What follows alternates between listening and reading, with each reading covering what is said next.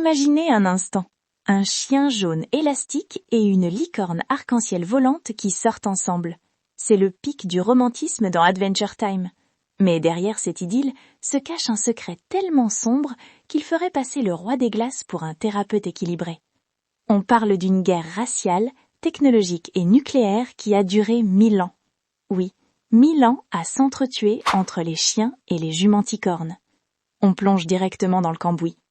Cette guerre n'était pas une simple dispute de voisinage pour savoir qui allait laisser traîner ses crottes sur la pelouse en cristal. C'était un conflit total dans la dimension de cristal. Et quand je dis total, je ne plaisante pas.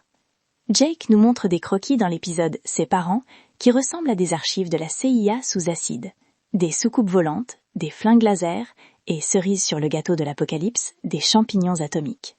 Pourquoi un chien et un arc-en-ciel décideraient que l'extermination mutuelle est la seule option?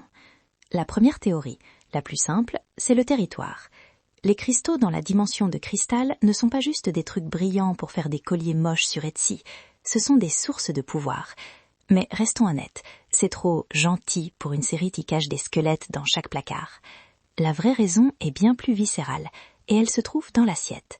Rappelez-vous ce que disent les parents de Lady Rainicorn. Ils adorent le goût des humains. Ils précisent même humains de soja, parce que les vrais humains ont disparu. Mais avant, dans la mini-série Stakes, on voit les derniers humains fuir où? Et de quoi ont-ils peur? Des arcs-en-ciel affamés. Voilà le point de départ. Les jumenticornes étaient les prédateurs ultimes de l'humanité. Et qui a le meilleur ami de l'homme? Le chien. C'est mathématique. Si une espèce de licorne volante commence à snacker vos maîtres, vous montrez les dents. Les chiens ne se sont pas contentés de grogner. Ils ont lancé une contre-offensive technologique qui a poussé les jumenticornes hors de notre dimension. Le conflit a muté. On est passé d'une guerre de survie à une guerre de tranchées interdimensionnelle. Parlons de ce champignon atomique sur le dessin de Jake. Ça, c'est le signe que les deux camps ont perdu les pédales. On connaît la guerre des champignons sur Terre, mais il semblait y avoir eu une version cristal tout aussi dévastatrice. On parle de siècles de deadlock, d'impasse totale. Personne ne gagne, tout le monde meurt et le ciel est en feu. Un point crucial. L'utilisation d'armes de destruction massive n'était pas un choix stratégique brillant, mais un acte de désespoir pur. Imaginez la scène, 1000 ans de haine accumulée, des ressources qui s'épuisent, et deux civilisations qui préfèrent s'autodétruire plutôt que de céder un pouce de cristal. C'est là qu'on réalise que Lady Rainicorn et Jake ne sont pas juste un couple mignon, ils sont un miracle diplomatique. Alors, comment on arrête une haine qui a duré 10 siècles? Par un traité de paix ennuyeux signé dans un bureau? Non, par un acte de compassion totalement aléatoire. Bob Rainicorn, le père de Lady, était un pilote de haut rang. Pendant une bataille, il aurait dû mourir. Mais un chien, un ennemi juré, un monstre aux yeux des jumenticornes, a décidé de lui sauver la vie au lieu de l'achever.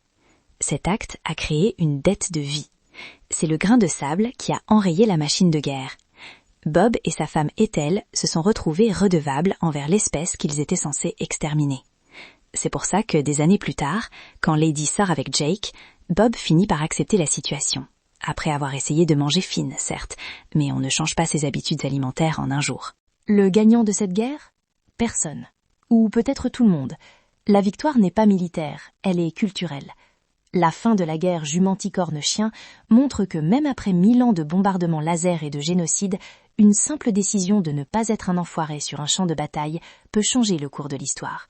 C'est là que réside la vraie force d'Adventure Time. Sous ses airs de dessins animés colorés et un peu absurdes, la série nous balance une leçon de vie brutale. La paix ne vient pas de la force, mais de la capacité à voir l'humanité, ou la chienité, chez son ennemi. Jake et Lady ne sont pas seulement des amoureux, ils sont la preuve vivante que le cycle de la violence peut être brisé, même après un millénaire de carnage. C'est une fin heureuse, mais une fin méritée, payée au prix fort par des générations de combattants. Si tu as kiffé cette plongée dans les archives poussiéreuses de la dimension de cristal, n'oublie pas de t'abonner et d'activer la cloche.